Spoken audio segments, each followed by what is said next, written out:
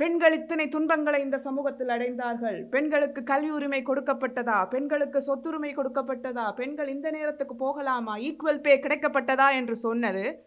இந்த பிரச்சனைகள் எல்லாம் எங்கிருந்து வந்தது என்ற கேள்வியை நான் முன்வைக்கிறேன். சட்டத்தில் இருந்தா வந்தது?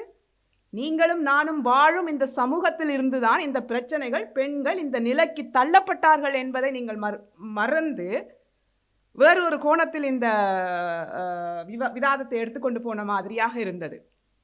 ஆம், சட்டம் என்பது எங்கோ வானத்திலிருந்து பிறக்கிற ஒரு விஷயம் அல்ல. சட்டம் என்பது இந்த சமூகத்தின் தேவைக்காக உருவாக்கப்பட்ட ஒன்று.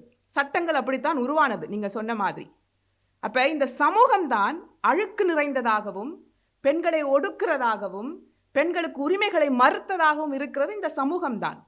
வரலாறுகள் நாங்கள் திரும்பி பார்த்தா, ஒரு ஆதிகால சமூகமாக இருக்கும்போது, பொது உடைமை சமூகமாக இருக்கும் பொழுது, தாய்வழி சமூகமாக இருக்கும் பொழுது பெண்கள் ஒரு சமமான நிலை, ஆணுக்கு நிகரான வாழ்வு நிலையில் வாழ்ந்து கொண்டிருந்தார்கள்.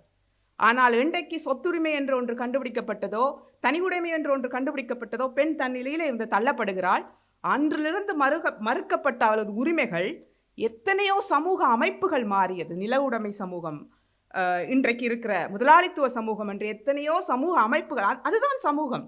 அதை கொண்டிருக்கிற மனிதர்கள் தான் சமூகம். அதை கொண்டிருக்கிற கலாச்சாரம், பண்பாடு, கேஸ்ட் சிஸ்டம், இதெல்லாம் தான் சமூகத்தினுடைய கூட்டுகள்.